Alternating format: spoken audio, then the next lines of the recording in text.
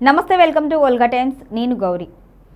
AP రాజకీయాలు రోజురోజుకి ఆసక్తికరంగా మారుతున్నాయి. అసలు కూటమిలో ఏం జరుగుతుంది? అసెంబ్లీలో డిప్యూటీ సీఎం పవన్ కళ్యాణ్ చేసిన వ్యాఖ్యల వెనుక అర్థం ఏమిటి? కేవలం 11 మందే ఉన్నారు మీరు అని గతంలో అన్న ఈ కూటమి నేతలే ఇప్పుడు పవన్ కళ్యాణ్ 11 మంది 1100 మందిలా కనిపిస్తున్నారు అని అనడం వెనుక కారణం ఏంటి? పవన్ దేనికి భయపడుతున్నారు?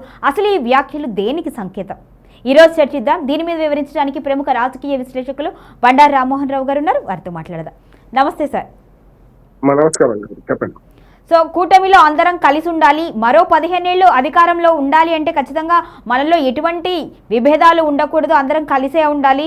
వైసీపీలో ఉన్న 11 మంది 1100తో సమానం అంటూ డిప్యూటీ సీఎం పవన్ కళ్యాణ్ చేసిన వ్యాఖ్యల వెనుక కారణం ఏంటి? అంటే కూటమి సరిగ్గా లేదు అనుకోవాలా, లేకపోతే కూటమి లేకపోతే అంటే అటు బీజేపీ ఇటు టీడీపీ రెండూ లేకపోతే జనసేనకు మనుగడ లేదు అనే భయంలో పవన్ కళ్యాణ్ ఉండి ఇటువంటి వ్యాఖ్యలు చేసి హెచ్చరిస్తున్నారు అనుకోవాలా? అసలు ఏమనుకోవాలి సార్ ఈ వ్యాఖ్యల వెనుక? కూటమి నాయకులు ఇంకా జగన్నామ స్మరణ మానకలేరు. నెంబర్ 1. రెండోది, ఎప్పుడు కూడా శత్రువు పేరు తలుస్తున్నారంటే వీళ్ళు బలహీనంగా ఉన్నట్టే లెక్క కదా. ఎప్పుడు కూడా అంతేందుకు అసెంబ్లీ సాక్షిగా అసెంబ్లీకి రావడం లేదు, 11 మంది కూడా వస్తలేదు కదా. రాని వాళ్ళని పట్టుకొని 11 మంది 1100 మంది లాగా ఊహించుకొని చేస్తున్నారనే మాట అంటేనే శత్రువును బాగా గుర్తిస్తున్నట్టు లెక్క కదా.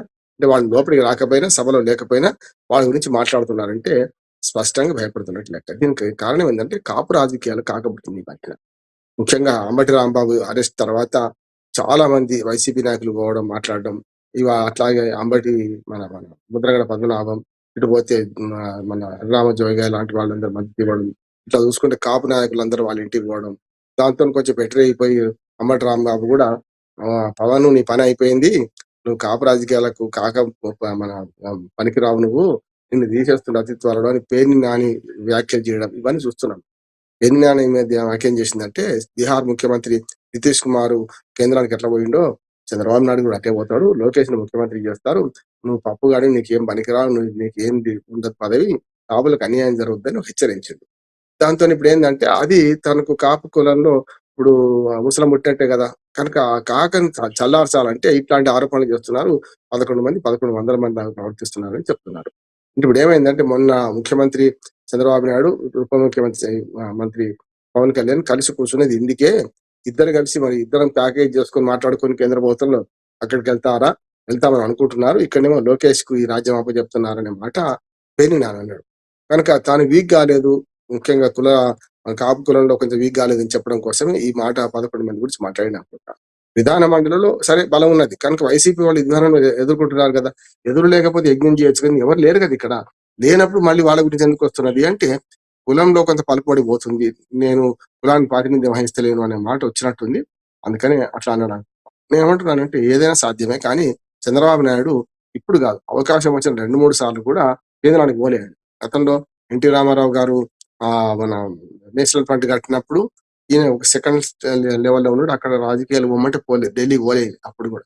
తర్వాత తానే సొంతంగా ప్రతిపక్షాన్ని ఏకం చేసి అక్కడ కోఆర్డినేట్ చేసిన అప్పుడు రెండోసారి కూడా తాను కేంద్రాలకు పోకుండా రాష్ట్రంలో ముఖ్యమంత్రి ఉంటా అనుకున్నాడు. ఉమ్మడి రాష్ట్రంలో 2 సార్లు ముఖ్యమంత్రిగా, ఇటు ప్రత్యేక ఆంధ్రప్రదేశ్ లో 2 సార్లు ముఖ్యమంత్రిగా ఉన్న సందర్భం చూసుకుంటే ఎప్పుడు కూడా ఢిల్లీకి పోదామని ఎప్పుడు కలడు కానీ ఎవరు చంద్రబాబు నాయుడు ఎక్కడే ఉందా అనుకున్నాడు.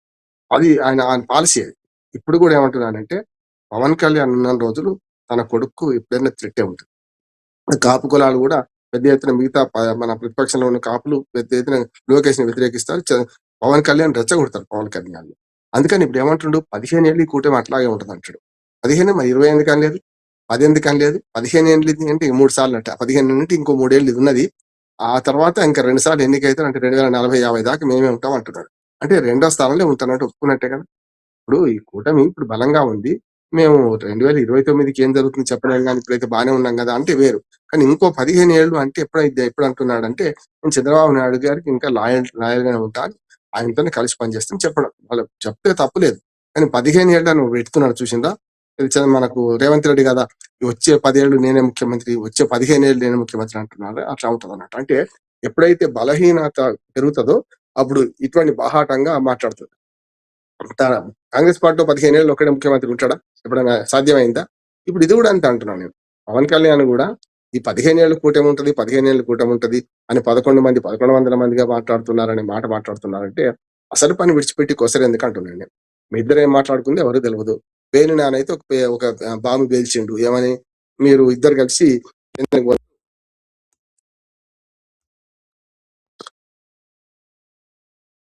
గా అన్నారు. ఇక్కడ లోకేష్ రాజ్యం ఆపి చెప్తారండి. ఇప్పుడు కూడా అన్ని ప్రాంతీయ పార్టీలు, అది వైసీపీ కావచ్చు, టీడీపీ కావచ్చు, జనసేన కావచ్చు, లేకపోతే బీఆర్ఎస్ కావచ్చు, ఇంకేదైనా కావచ్చు, ఇవన్నీ ఇటువంటి పార్టీలన్నీ కూడా డిఎంకే గానీ ఏమైనా వారసత్వ రాజకీయాలకు పెట్టం కడితే సమస్య లేదు. ఎప్పటికైనా సరే మన మన మన తెలుగుదేశంలో తప్పక వారసుడిగా లోకేష్ వస్తాడు. ఆ కాపులు ఎప్పుడు కూడా కాపు కాసే వాళ్ళకి మిగిలిపోతున్నారు కానీ ఎప్పుడు రాజకీయ అధికారులు రాలేదు, వస్తలేరు కూడా. ఇప్పుడు చూడండి ఏ పార్టీ కానీ, తెలుగుదేశం ఉన్నప్పుడు, అంతకుముందు కాంగ్రెస్ ఉన్నప్పుడు కానీ వీళ్ళందరూ కాపు కాసే పార్టీగా మిగిలిపోయినారు అని చెప్పి వేణునారాయణ అంటున్నాడు, అంబటి రాంబాబు అంటున్నాడు. ఇప్పుడు కాపు కుల చైతన్యం పైకి వచ్చి కాపు కాకబుట్టిన తర్వాత తాను కాపులకు ప్రాతినిధ్యం వహిస్తున్నాడు కనుక కొంత ఏదో మాట్లాడాలని అనిపిస్తుంది. పవన్ కళ్యాణ్ అసందర్భంగానే అసెంబ్లీలో అసలు వాళ్ళు ఉంటే వాళ్ళు ఏమైనా మాట్లాడితే 11 మంది మాట్లాడుతున్నారు అనొచ్చు. కానీ వాళ్ళు అక్కడ లేనలేరు కదా. లేని వాళ్ళ గురించి ఎందుకు మాట్లాడుతున్నారంటే బలహీనుడే ఎక్కువ సార్లు శత్రువు పేరు తలుస్తారు. బలవంతుడు ఎప్పుడు కూడా శత్రువు పేరు అస్సలు తెలవాడు. మరి బలహీనం అవుతున్నాడా పవన్ కళ్యాణ్, ఏమవుతుందో చూద్దాం. Okay, right sir, thank you so much.